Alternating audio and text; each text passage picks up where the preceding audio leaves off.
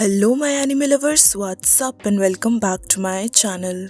आज हम देखने वाले हैं सोलो लेवलिंग सीजन 2 का एपिसोड नंबर 6। तो अब बिना किसी देरी के चलते हैं सीधा वीडियो की तरफ। एपिसोड की शुरुआत में हमें चाहे इनको दिखाया जाता है जो जिन्वू पर ई रैंक हंटर होने के बावजूद ए रैंक गेट में एज अ पॉटर वॉलंटियर करने पर शक जताती है। वो जिन्वू से अपनी पिछली मीटिंग के बारे में याद करती है जब उसने जिन्वू को बॉस बीस्ट के चैम्बर के पास वेपन के साथ देखा था। चाहे इन डिसाइड करती है कि वो खुद गेट के अंदर जाकर जिन्वू को चेक करेगी कि आखिर उसका ऐसा करने के पीछे क्या मोटिव है। वो वहाँ खड़े माइनिंग मैनेजर से अपनी सेफ्टी के लिए वेपन मांगती है और अपने हाथों में माइनिंग में इस्तेमाल होने वाले कुदाल को लेकर गेट के अंदर घुस जाती है। दूसरी तरफ जिन्वू और किहून की टीम कारगालगन के महल में पहुंच गए थे। वहां हाई ऑक आर्मी ने उन्हें चारों तरफ से घेर लिया था। हंटर्स इतने सारे ऑक्स को देखकर घबरा जाते हैं क्योंकि उनसे फाइट करना उनके लिए बहुत चैलेंजिंग होने वाला था और अगर ये गेट सही में टाइम पर बंद नहीं किया गया तो इतने सारे ऑक्स इंसानों के लिए खतरनाक साबित होंगे। कारगालगन के इमेंस जेमिनिक पावर को देखकर किन्हू डरते हुए उससे सवाल करता है कि आखिर उसने उन्हें यहाँ आने को क्यों कहा था। कारगालगन हंसते हुए कहता है कि ह्यूमन सिर्फ उसके एंटरटेनमेंट का जरिया है जिन्हें वो टॉर्चर करके मार के खाएगा। कारगालगन जिन्वू को देखकर सोचता है कि आखिर इंसानों के बीच में ये छुपकर क्यों आया है, पर वो इस बात को इग्नोर करके अपना काम शुरू करना चाहता है। कारगालगन की इस बात को सुनकर किहून को गुस्सा आ जाता है क्योंकि उनकी जिंदगी को वो बस एक खिलौने की तरह समझ रहा था और उनका इस्तेमाल सिर्फ खुद के मजे के लिए करना चाहता था। वो अकेले ही कारगालगन पर अटैक करने के लिए उसकी तरफ भागता है। कारगालगन अपनी magical power him of protection का यूज करके किहून के अटैक को रोक देता है। फिर ग्रेविटेशन मैजिक का यूज करके उसे बार बार हवा में ऊपर उठाकर जोर से जमीन पर लगातार पटकता रहता है। इस प्रोसेस में किहून बुरी तरह से घायल हो गया था। जिन्वू तुरंत एक्शन में आता है और किहून को बचा लेता है। वो किहून से कहता है कि उसे ये बात अच्छी तरह से मालूम है कि ये डंजन क्लियर करना उन हंटर्स की जिम्मेदारी है, लेकिन अब वो और देर नहीं कर सकता। उसे अब इस रेड में इंटरफेयर करना ही होगा, नहीं तो वो सब मारे जाएंगे। ऐसा करने से पहले वो किहून की परमिशन लेता है। किहून जो अभी अपनी हालत के कारण मजबूर था, वो दुख के साथ जिन्वू को हाँ बोल देता है। जिन्वू ने उनकी तरफ आ रहे हाई ऑक सोल्जर को बुरी तरह मार दिया था, जिसे देखकर कारगालगन सोचता है कि उसे पहले से ही जिन्वू की पावर के बारे में अंदाजा था, लेकिन उसे ये समझ में नहीं आ रहा था कि वो इन ह्यूमंस की मदद क्यों करना चाहता है। जिन्वू अब अकेले सामने आकर कारगालगन और उसकी आर्मी से लड़ना चाहता है, जिसके लिए वो भी अपनी शैडो आर्मी को समन कर लेता है। सारे हंटर्स उसकी शैडो आर्मी को देखकर चौंक जाते हैं क्योंकि इतने सारे शैडोज को कोई एस रैंक मेज हंटर भी समन नहीं कर सकता था। गेट के बाहर इतनी देर में वो जिनचुल और उसकी सर्वेलियंस टीम आ जाती है। वो जिनचुल को ये देखकर हैरानी होती है कि जिन्वू गोगुनही के इतने बड़े ऑफर को ठुकरा के 2 दिन से माइनिंग का काम कर रहा है। माइनिंग मैनेजर सामने आकर उससे पूछता है कि आखिर उन लोगों के वहां आने का क्या कारण है। वो जिनचुल उससे जिन्वू के बारे में पूछता है। एक माइनर जो जिन्वू के काम से चिढ़ता था, इस बात को सुनकर आगे आकर कहता है कि उसे पहले से ही उस पर शक था कि वो एक क्रिमिनल है। जिनचुल उस माइनर की बातों को इग्नोर करते हुए माइनिंग मैनेजर से बात करता है, जिस पर वो बताता है कि जिन्वू ने किहून की टीम का पॉर्टर बनने के लिए खुद को वॉलंटियर किया था और इस वक्त वो लोग ए रैंक डंजन के अंदर हैं। साथ ही वो चाहे इनके बारे में भी बताता है कि वो भी जिन्वू को ढूंढते हुए गेट के अंदर गई है। सभी माइनर्स को लगने लगा था कि जिन्वू ने सच में कोई क्राइम किया होगा, जिसके कारण पहले एस रैंक हंटर उसे ढूंढते हुए वहां आई थी और अब सर्वेलियंस टीम उसके पीछे पड़ी है। जिनचुल जब गेट के पास जाता है तब वहां से पावरफुल ऑरा महसूस होता है। जिनचुल शक जताते हुए अपनी टीम को ऑर्डर देता है कि वो लोग इस गेट की पावर को दोबारा चेक करें। चाहे इन, जो कि अब डंजन के अंदर पहुंच गई थी, इतने सारे हाई ऑक्स की बॉडी को देखकर हैरान होती है कि आखिर किहून की टीम ने इतने पावरफुल बीस्ट को कैसे हरा लिया था। डंजन के ऑरा से वो भी समझ जाती है कि डंजन का बॉस बहुत ही ज्यादा पावरफुल होगा, जिससे वो लोग फाइट नहीं कर सकते थे और उनकी जान को खतरा है। वो माइनिंग वेपन को उठाते हुए टीम की मदद करने के लिए तैयार हो जाती है। दूसरी तरफ जिनवू अपनी शैडो आर्मी के साथ कार गालगन से फाइट करने के लिए रेडी था। वो एक नई मैजिक स्किल मोनार्क्स डोमेन का यूज करके अपनी शैडो आर्मी की स्ट्रेंथ को बढ़ाता है, जो उसे डीमन कासल में लेवल 70 को कंप्लीट करने पर मिला था। कार गालगन अपनी ऑर्क आर्मी को फाइट करने का ऑर्डर देता है और वहां दोनों आर्मीज के बीच भयंकर फाइट शुरू हो जाती है, जिसमें शैडो आर्मी ऑर्क आर्मी को डोमिनेट कर रही थी। जिनवू रास्ते में खड़े सारे ऑक्स को मारते हुए कार गालगन के करीब पहुंचने की कोशिश करता है। जिनवू के इस मूव को देखकर किहून को अपनी वाइस मास्टर चाहे इन की याद आती है। उसे यकीन नहीं होता कि इतने पावरफुल हंटर ने एक पॉटर की जॉब को एक्सेप्ट किया था। अपने थ्रोन पर बैठे हुए ही कार गालगन अपनी मैजिकल पावर से लगातार जिनवू और उसकी शैडोज पर अटैक्स करता है, जिससे शैडो आर्मी के कई सोल्जर्स खत्म हो जाते हैं। कार गालगन के फाइटिंग स्टाइल को देखकर जिनवू समझ जाता है कि वो अपनी पावर्स का यूज सिर्फ लॉन्ग रेंज में ही कर सकता है।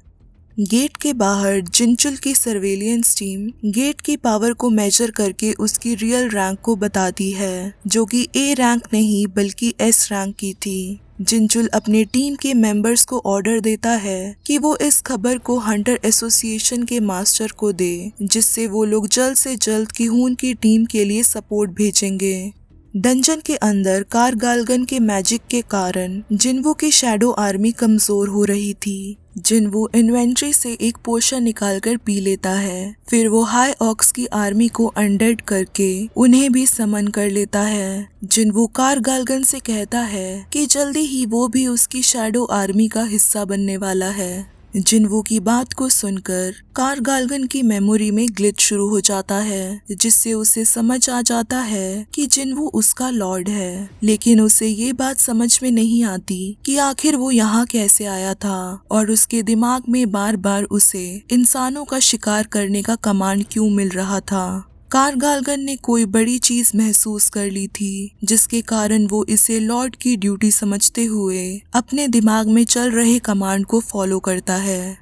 दूसरी तरफ चोई जोंग और उसकी एक female worker A rank dungeon, जो कि अब एस रैंक बन गया था, उसके बारे में डिस्कशन करते हैं। फीमेल वर्कर को चिंता होती है कि ये इंसिडेंट जेजू आइलैंड जैसे एक और हादसे में ना बदल जाए। चोई कहता है कि उनके पास अभी टाइम है, जिसकी वजह से वो इसे रोक सकते हैं। वो तुरंत ज्यादा से ज्यादा हंटर्स को डंजन में भेजने के लिए कहता है, जिसमें वो अपने कॉम्पिटिटर्स व्हाइट टाइगर गिल्ड और फील्ड गिल्ड की भी हेल्प लेने के लिए कहता है।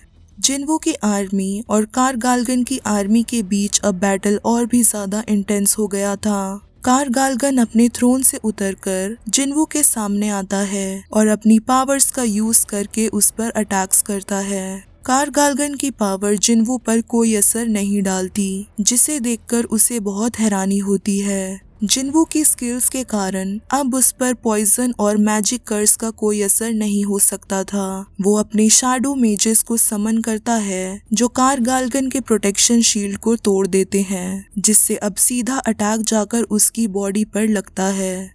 चाहे इन भी महल के अंदर पहुंच जाती है, जहां पर ये भयानक लड़ाई हो रही थी। इतने सारे शैडोज को देखकर उसे हैरानी होती है कि कोई नॉर्मल ह्यूमन इन्हें कैसे समन कर सकता है।